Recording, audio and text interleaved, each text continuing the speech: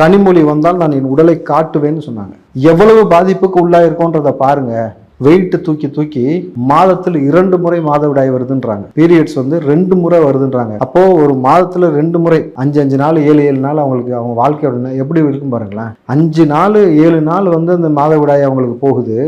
மாசத்துல 2 முறை போகுது. ஒரு ஆணுக்கு ஒரு காயம் ஏற்பட்டு ஒரு 5 ml 10 ml ரத்தம் வெளியில போயிடுச்சுனால சோர்ந்துருவான், மயக்கம் வந்துடும். 5 நாள் ஒரு மாதவிடாய் காலத்துல அந்த மாதவிடாயோட அந்த குப்பைகளை அள்ளி கொண்டு வாரி கொண்டு அந்த வேலை தான் நமக்கு. அந்த வேலை ஏதாவது என்ன சொல்லுவாங்களே, உறவுகளை நம்புவதை விட உழைப்பை நம்பி விட்டுட்டு போயிடலாம்வாங்க.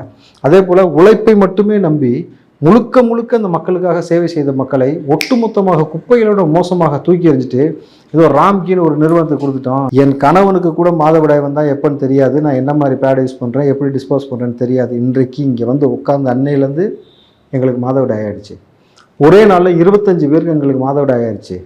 நாங்கள் இங்கே உட்காந்து கடைசியில் கூட இருக்கக்கூடிய சக ஆண்கள் போயிட்டு எங்களுக்கு வாங்கிட்டு கொடுத்து அதை மாற்றுறதுக்கு வைக்கிறதுக்கு பேடு தம்பி வைக்கணும் தம்பி எங்கே வைப்பாங்கன்னு இருக்கு இல்லையா.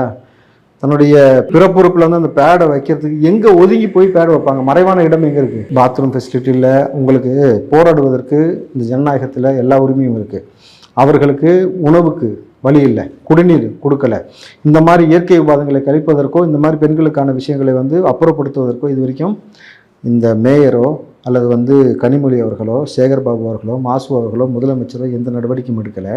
அந்த பெண் சொன்ன வேதனையான விஷயம், என் உடல் அங்கங்களில் எந்த மாதிரியான பாதிப்பு ஏற்பட்டிருக்கு, இந்த தொடர்ச்சியான மாதவிடாயில் பாதிக்கப்பட்டு இந்த மழையில் வெயில் நினைஞ்சு என்னால் வெளியில் சொல்ல முடியல, யார்ட்டையும் சொல்லலை, நீங்கள் நான் பதிவு பண்ணுறேன்னு நம்மள்ட்ட பதிவு பண்ணியிருக்காங்க ஊடகத்தில்.